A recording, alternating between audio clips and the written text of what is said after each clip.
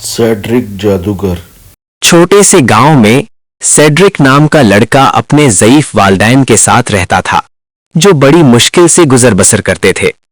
इस गांव पर एक ताकतवर जादूगर टॉम रिडल का साया था, जो अपनी जादूगरी के जरिए लोगों को डराता, उनकी फसलें चुरा लेता और उन्हें खौफजदा करता, उनके घरों में चोरी करता और जो लोग उसको रोकते उनको ये जादूगर मार डालता। सेड्रिक, जो हमेशा बहादुरी की कहानियों से मुतासिर होता था, जादूगर का मुकाबला करने का ख्वाब देखता, मगर अपने खानदान के खौफ और अपनी कमजोरियों की वजह से बेबस महसूस करता था। एक दिन जंगल में अपनी बकरियों को चराते हुए सेड्रिक एक दरख्त के नीचे बैठ गया। सेड्रिक सोच में गुम अपने हाथ में पकड़ी हुई लकड़ी से जमीन खोदने लगा। अचानक उसको जमीन सख्त महसूस हुई। उसने सोचा कि कोई खजाना हाथ लग गया है।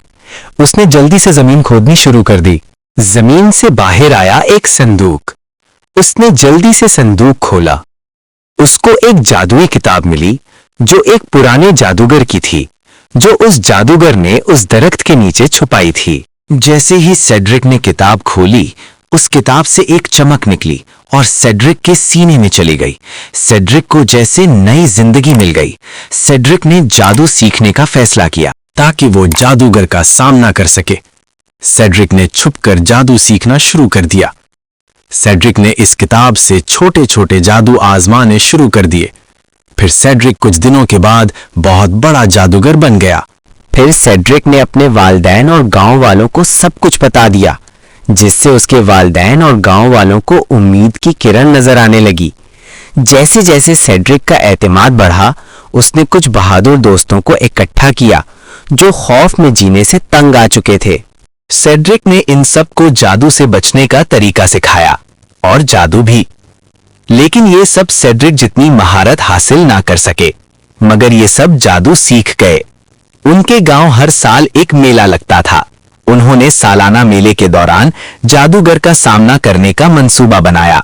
क्योंकि ये जादूगर मेले के दौरान सबसे ज्यादा नुकसान पहुंचाता था, इसलिए सेड्रिक और उसके दोस्तों ने सब गांव वालों को बताया था कि मेले के दौरान जादूगर का सामना करे, उसको खत्म करना है। दूसरी तरफ जादूगर को इस बात की खबर मिली कि गांव वाले मेला लगा रहे हैं, तो जादूगर बहुत ज्यादा खुश हुआ। उसने सोचा कि अब मैं मेले जाकर गांव वालों का बहुत ज्यादा नुकसान करूंगा। आखिरकार मेले का दिन भी आ पहुंचा। मेला सज गया। मेले में रंगारंग गुब्बारे और खूबसूरत फूल, किस्म किस्म के झूले। यहां जादूगर भी मेले में पहुंच गया और जादूगर ने आकर मेले में मौजूद दुकानों पर हमला कर दिया और दुकानों को नुकसान पहुंचाने शुरू कर दिया।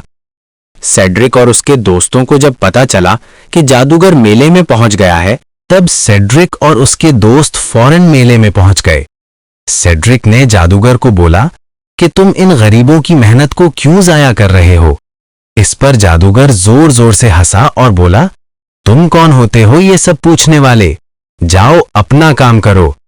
फिर सेड्रिक बोला, मैं अपना काम ही कर रहा हूं। जादूगर ने उसकी हिम्मत को नजरअंदाज कर दिया, मगर जैसे ही सेड्रिक के दोस्तों ने जादूगर को चैलेंज किया, जादूगर बोला, आ जाओ सामने जो मरना चाहता है। फिर सेड्रिक के दो दोस्त सामने हुए और जादूगर के सामने डट कर खड़े हो गए। फिर दोनों ने कुछ जादुई मंत्र बोले और उन दोनों के हाथों में से रोशनी निकली और जादूगर की तरफ बढ़ने लगी। इसके हाथ से रोशनी निकली और उनकी रोशनी को खत्म कर दिया। जादूगर ने फिर से मंत्र पढ़ा और ये एक बहुत बड़ी रोशनी उन दोनों की तरफ फेंकी, जिसने उन दोनों को जख्मी कर दिया। ये देखकर सेड्रिक को गुस्सा आ गया और अब वो मैदान में आ गया। सेड्रिक ने कुछ मंत्र बोला और सेड्रिक के हाथ में से रोशनी निकली और सीधा जादूगर से टकराई। जादूगर दूर जाकर गिरा। जादूगर खड़ा हुआ और दोबारा से कुछ मंत्र पढ़ा और अपने हाथ में से रोशनी निकाली और सेड्रिक की तरफ फेंकी। इस दफा सेड्रिक अपना दिफा नहीं कर सका और दूर जा गिरा।